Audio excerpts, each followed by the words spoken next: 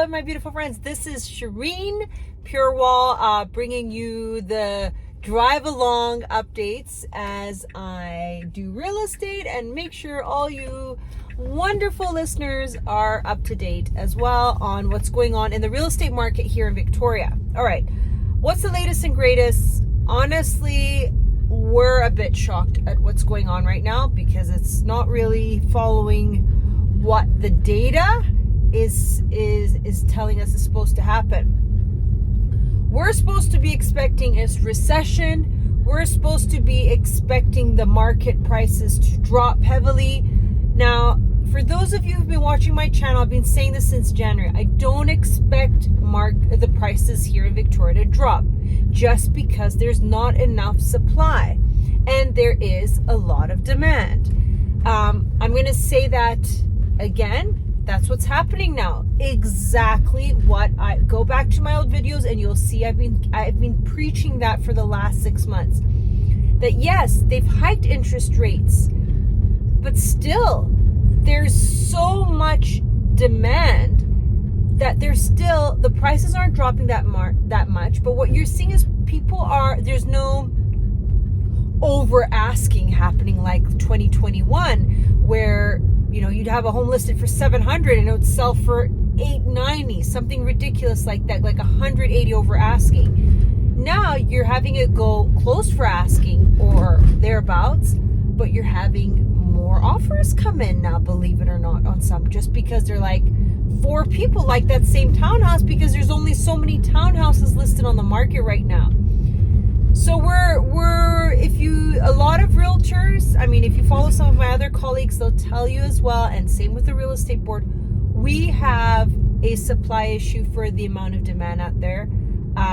Prices are holding. They're not dropping, they're holding, and that's because there's not enough inventory, and it's still, listen to me, it's still a seller's market. Absolutely, it's a seller's market, okay? We're not into the buyer's market yet, is what we're hearing, based on the inventory and supply. And that's the stat that they go off of to determine if it's a seller's market or buyer's market, of how much supply is there on the market and how long has the home sat on the market, to be able to determine that. So that's one key point I wanted to bring to all of your attention.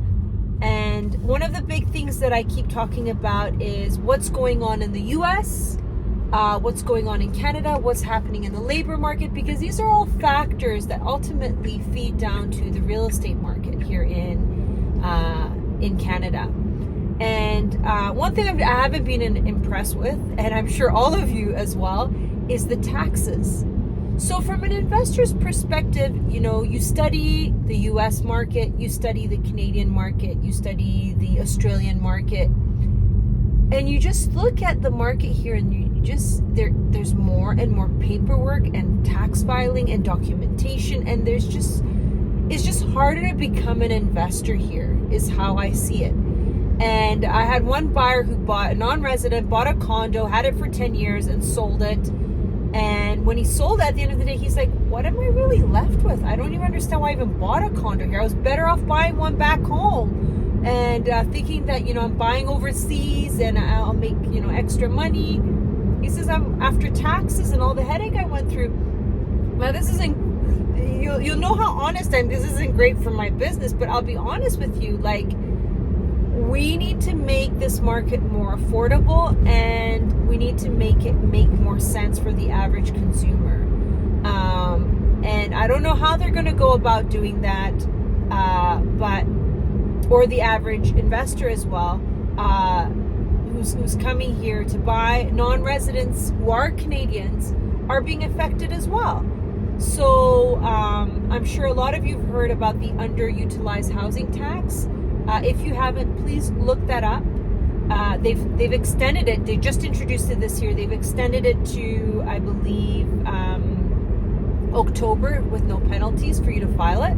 So that's good news. But there's underutilized housing tax. There's vacancy tax or speculation tax, you want to call it. There's foreign buyer tax. And now, did you hear the latest? For the foreign buyer tax, they realized, holy smokes, how badly it affected, they came back and revised it with all these exceptions. Look up all the exceptions. So foreigners can now buy residential land and develop it. Pay attention to that. They can buy apartment buildings, just not individual units in apartment buildings. There's all these exceptions because they realize, holy smokes, a lot of these, because we have a housing supply issue, a lot of these large-scale housing development projects are financed from overseas. So now this will worsen our supply issue, and it kind of backfire. So they're like, no. Let's modify that to not include that because we need their money to create more supply on that front. Some foreign buyer money on the development side. So it's interesting times. I think a lot of the issue is a lot of our politicians are not economists, or they're not in touch with the data analytics. And I think it all comes down to, when we want to make decisions for the future of our country, studying the data, studying what makes sense, and studying the patterns here. Because then what you have is you're launching these taxes, and you're going back and you're revising them. I mean, that's my 2 cents. I welcome your feedback. I don't know it all. I never claim to know it all. And for all you listeners out there, I really appreciate your feedback. I mean, I've had some feedback from a lot of listeners, and I learned from you as well. And I learn, and I try to say what I know and share what I know. But definitely, I mean, inflation is not going anywhere. For those of you who feel, okay, well, prices will cool down, this will happen. If you look at our monetary system, just look at the economies, the housing market, look at the price of milk, look at the price of ferries, look at the price of anything you want. Over the last century, just over the last century, at any point, when it did come down slightly, what happened? It went right back up. Because all they do is generate more supply. Like, they temporarily fix issues with supplying more money, but then that catches up to realize that money isn't backed by much. And then again, the next wave of price increases happen, or inflation happens, as they say. So really encourage you to study these charts or these graphs. And for the housing market, it's no different.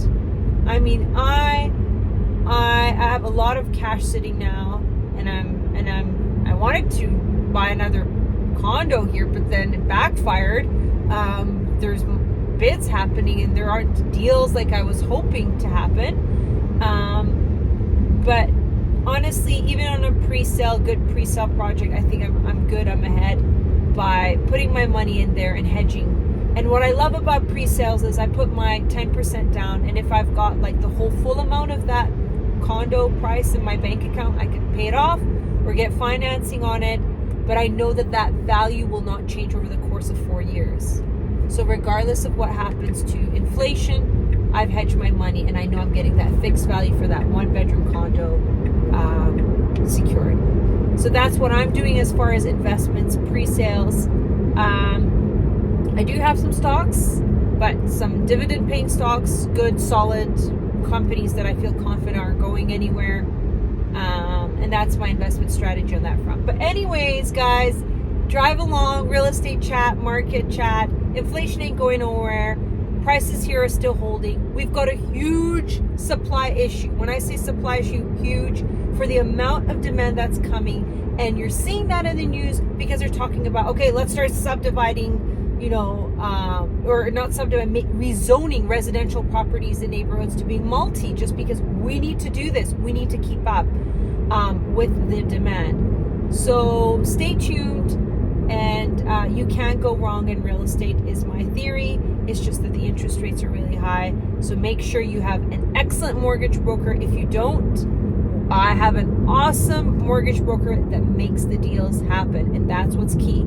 You'll have some who are so busy, like, oh, sorry, can't do it, move on. And you've got some who are creative, who know how to put the deal together to get you that mortgage you need to be able to qualify, and making sure that you can afford it as well. Anyways, love you guys. Thanks for driving along with me. And if you have any questions or any topics that you want me to talk about, please put it in the comments below, and I'll try to do a video for you while I'm on my next drive. Thanks so much for listening, and have a wonderful day. Bye, guys.